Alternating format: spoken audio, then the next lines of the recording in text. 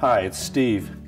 Today we'd like to show you how to change the surface element on your electric range. It's a really easy job. All we're going to need is a number 2 Phillips screwdriver and maybe a pair of needle nose pliers. Let me show you how we do it. Now before we begin this repair, the first thing we'll need to do is to disconnect the power. So pull the range out far enough so we can get at the plug and unplug it from the receptacle. If it's a hardwired range, you'll want to locate the proper breaker in the electrical panel and disconnect the power there. Now our next step will be to open up the oven door, then locate 2 Phillips screws that are just under the front edge. We'll remove both of those, and these screws secure the top to the frame.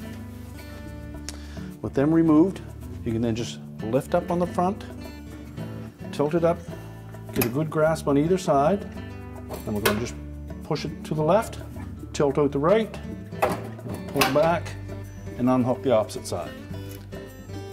Now we can set that main top out of the way. So next we'll just pull those wires off of the terminals. Remember to take note where they're each located.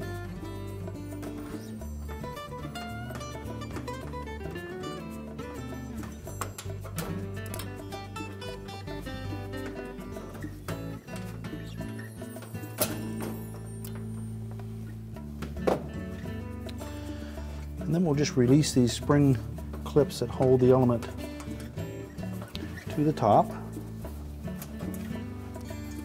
Just pull outward on them, and that will allow us to lift the element assembly up and away. And then we'll next need to transfer these spring clips to our new element.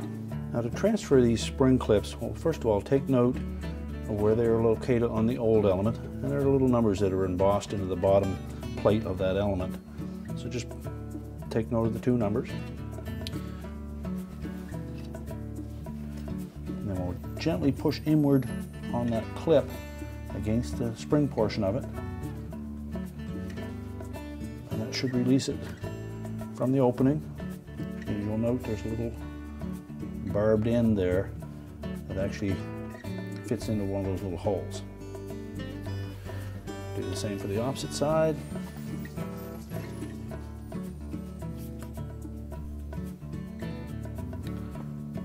Set the element aside and use caution when working with this element. We don't want to damage that insulating material around the edge here.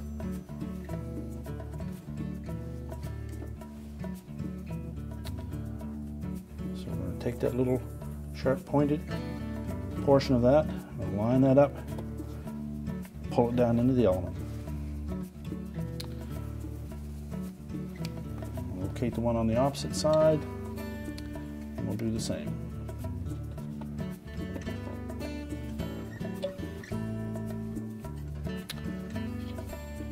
We're now ready to set the element back into the range. Now when reinstalling the element, we want to make sure that we have these spring clips into the same slotted openings that the original came out of, and they're all numbered. There should be matching numbers that we will use. I have a number 1 on this side and a number 1 over here.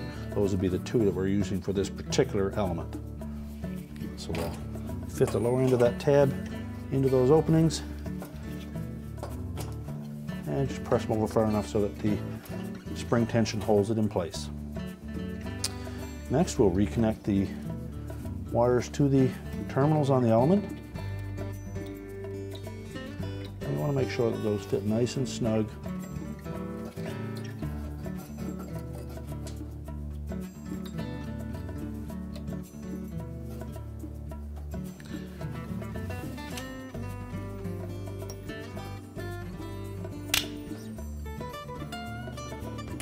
And if they appear the least bit loose, we'll just take our pliers and give them a little bit of a crimp very gently.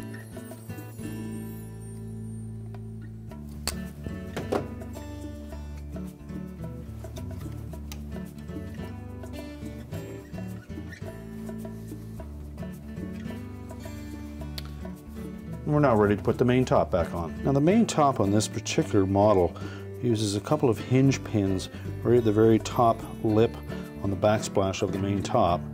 There's one on both sides.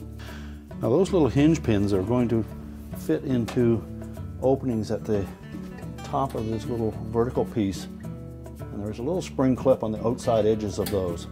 So what we'll do is we'll hook one of those pins in first, pull the main top towards that side, which will allow us to slide the other one in and pop it into position. So we just want to make sure we have it up high enough. Engage one of them. Feel the spring tension of it. You can feel the tension of both springs. It will center itself, then just lower it down till the front edge rests. And we'll next secure it with the 2 screws from underneath.